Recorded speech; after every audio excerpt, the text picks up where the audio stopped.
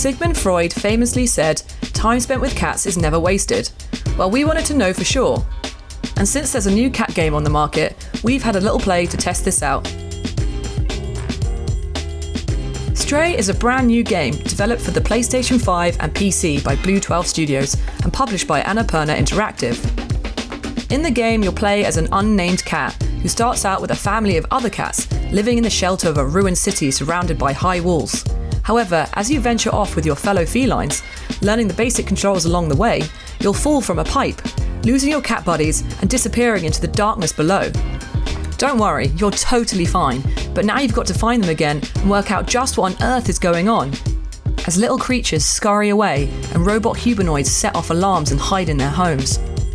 The narrative is mostly told to you through a robot buddy you find early on, called B12, a nod to the developers, BlueTwelve, who has the extraordinary ability to translate between cat meows and robot language. B12 will translate what the robot denizens are telling you so you can find out what to do next, as well as translating road signs and messages and helping you recover lost memories of the city itself.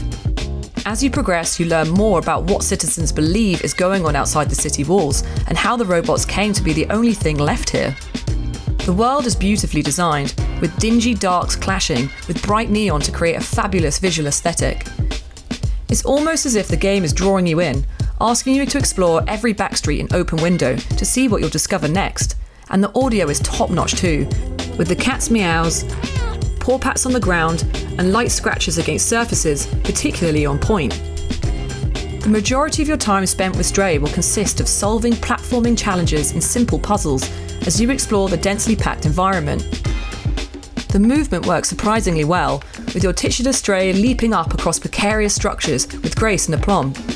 It can be easy, however, to jump onto something you didn't mean to, particularly frustrating when you drop down a steep ledge that you can't get back up again. However, in general, these instances are rare, and you'll be spending much more of your time making death-defying leaps across conveniently placed girders to reach the next destination.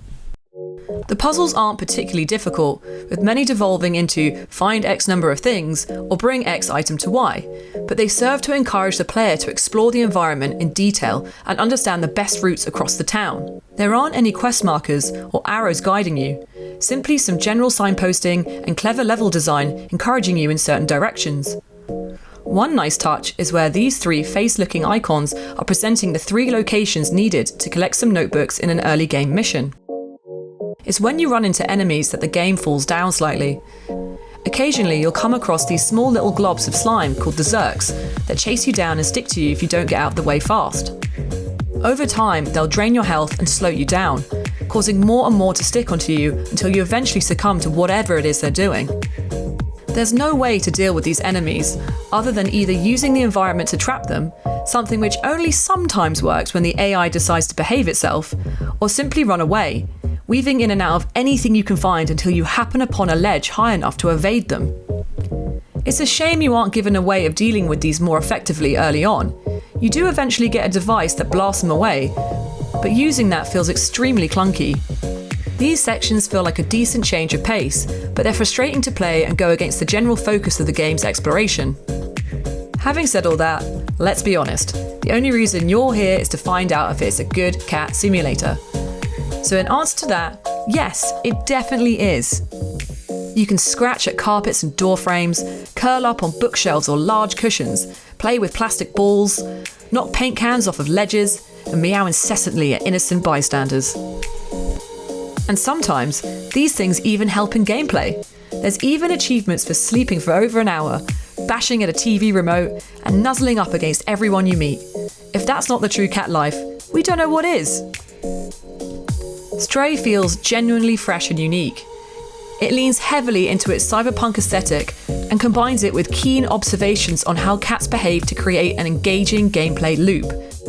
The city is fun to explore and beautifully designed, though could do with holding a few more secrets for those keen to search every corner. The sections involving stealth and enemy encounters are its weakest element, and could benefit from more options being made available to deal with threats. But luckily, these are infrequent, and the majority of your time will be spent playing gaming's new favourite cat, doing all the best things cats do. Turns out, Mr. Freud was right. About this, at least.